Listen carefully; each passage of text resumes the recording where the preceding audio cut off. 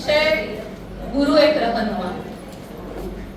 बऱ्याच लोकांचा मला फोन आलेला की रहनुमाचा अर्थ काय, पण तो जर मी फोनवर किंवा मेसेज मध्ये सांगितला असता तर इथे कोणी ऐकलंच नसतं ना मला. म्हणून मग मी तो त्यांना सांगितलं की मी व्याख्यानात सांगेन रहनुमा म्हणजे काय. ठीक आहे, मी व्याख्यानाला सुरुवात करण्यापूर्वी आधी गुरु एक रहनुमावर बोलणार आहे आणि त्याच्यामुळे गुरुचा एक श्लोक घेते आणि मग सुरुवात करते. गुरु ब्रह्मा गुरु विष्णू गुरुदेव महेश्वरा गुरु साक्षात परब्रह्म तस्मै श्री गुरवे नमः. सगळ्यात आधी ज्यांच्यामुळे मी इथे उभे आहे त्या माझ्या गुरूंना नमस्कार. माननीय व्यासपीठ आणि ज्यांच्या ऋणातून मुक्त न होता त्यांच्या ऋणात राहायला आवडेल असे सर्व माझे गुरु आणि आपल्या सर्वांमधील गुरुतत्वास सादर प्रणाम.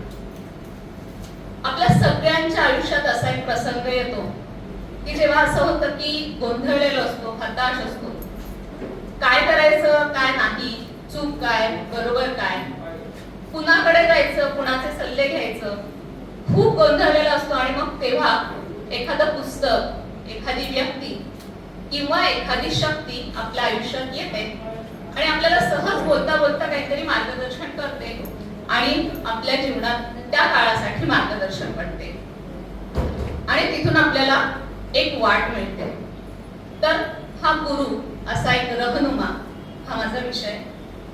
आता जीवनाची पहिली शाळा म्हणजे घर आणि पहिले गुरु म्हणजे माता आणि पिता. आता माता आणि पिता यांना गुरु का म्हणायचं, तर पिता म्हटलं म्हणजे फक्त जन्मदाता असं नाहीये. आपलं आरंभस्थान, आपलं मूल कारण किंवा आपल्या उत्पत्तीचं मूळ कारण म्हणजे पिता. आणि ज्योतिषशास्त्रामध्ये रवी हा ग्रह त्याचा कारक होतो. आणि जर आईचा विचार केला तर आई म्हटल्यानंतर प्रेम, संस्कार, ममत्व, पण एवढंच आहे का? नाही. सगळ्यात मोठी सपोर्ट सिस्टीम जी आहे ती म्हणजे आई. आणि चंद्र या ग्रहाकडे मातेचं कारकत्व येतं. पण तरी यांना गुरु का म्हणायचं? प्रघाते म्हणून, जन्म दिलाय म्हणून नाही.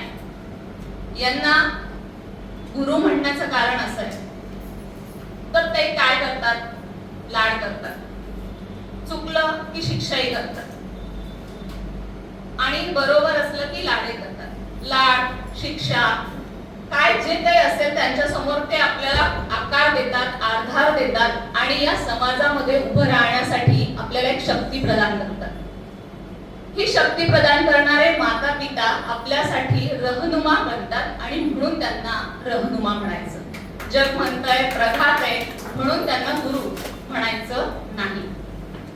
आता आपण जरा ज्योतिषशास्त्राकडे किंवा भारतीय परंपरेकडे बघितलं तर गुरु दोन प्रकारचे, देवांचे आणि असुरांचे. देवांचे गुरु म्हणून आपण बृहस्पतींना घेतो आणि असुरांचे गुरु म्हणून शुक्राचार्यांना आपण मानतो. आता तसा विचार केला तर हे दोन्ही गुरुच आहेत आणि दोन्ही गुरु ज्ञानार्जनच करतात. आपण जर पुराण बघितली किंवा अगदी पुराण नाही, रामायण महाभारत जरी बघितलं तर देवांचे आणि दानवांचे युद्ध झाले. या दोघांकडे ज्ञान आहे, शक्ती आहे, अद्भुत विद्या आहे. पण मया एक असुरांकडे जाणारी आणि देवांकडे जाणारी असं का? तर शक्ती दोन्ही आहे, ज्ञान दोघांकडे, पण या ज्ञानाचा वापर कुठल्या दिशेने होतोय त्याच्यानुसार त्या ज्ञानाचे मार्ग ठरलेत आणि म्हणून असुरांचे आणि देवांचे गुरु म्हणून त्यांना वेगवेगळं विभागलं जातं. आणि तरी सुद्धा ज्योतिषशास्त्रामध्ये या दोघांनाही स्थान दिलं गेलं. मग आता आपल्या जीवनातले गुरु आणि ज्योतिषातले गुरु यांचा विचार करायचा म्हटला, आपल्या आयुष्यात बरेच गुरु येतात. टेक्नो गुरु पण आहे. आज आपण इथे उपस्थित आहोत, तिथे एवढ्या सगळ्या लोकांना एकत्र केलंय. सकाळपासून आपण राहू ऐकलंय.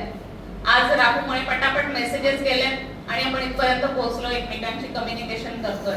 करोना काळात तर या टेक्नो गुरुमुळे सगळ्या गोष्टी सोप्या झाल्या. ज्या गोष्टी आपण विचारात घेतल्या नव्हत्या, घरात बसून शाळा, शॉपिंग, बरोबर आहे ना, या सगळ्या गोष्टी टेक्नो गुरुमुळे झाल्या. पण हा टेक्नो गुरु जो आहे तो पॉझिटिव्ह आणि निगेटिव्ह दोन्ही याचं ज्ञानार्जन करतो.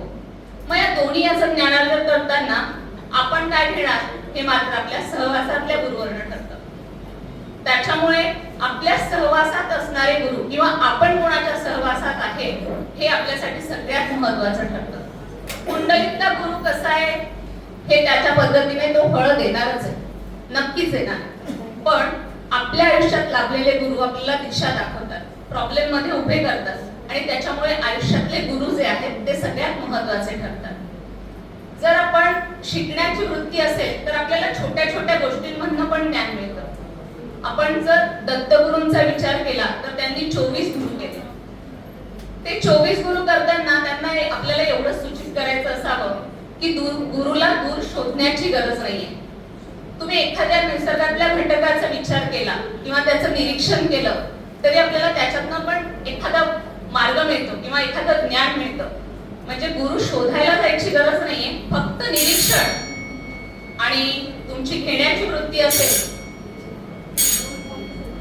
तर आपल्याला ज्ञान घेता येतं. मला वाटतं वेळ संपलाय.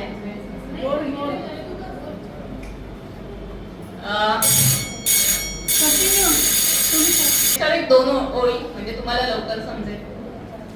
हे सगळं मी अष्टावक्र गीतामधनं घेतलंय. तिथून मला हा रघुनुमान शब्द सापडला आणि तो वाचताना मला खूप भावला आणि तिथून मी ते सगळं मी कधीच तो विषय तयार करून ठेवला होता.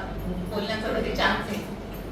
मंजिल राहे इश्क की, मंजिल राहे इश्क की, उसको कोई खबर नहीं, राह दिखाए जो तुझे, उसको तू रहनुमा समझ.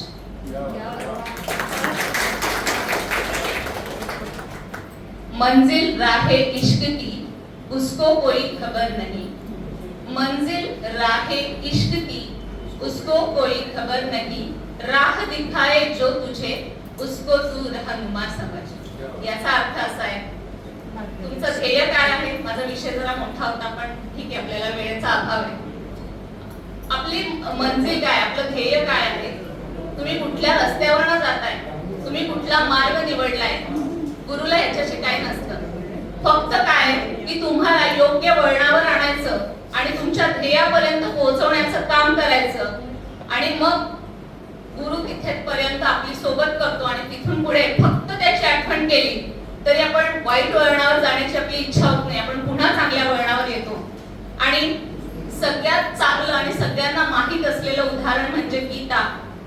तर याच्यामध्ये कृष्णाने अर्जुनाला युद्धामध्ये एकटं सोडलं नाही, तर शेवटपर्यंत त्याला फक्त मार्ग न दाखवता रहनुमासारखा त्याच्या सोबत राहिला. आणि म्हणून जीवनात प्रत्येकाला गरज आहे अशा एका रहनुमाची. मला बोलण्याची संधी दिली त्याबद्दल आभार आणि माझे शब्द ऐकून घेतले त्याबद्दल तुमचेही आभार.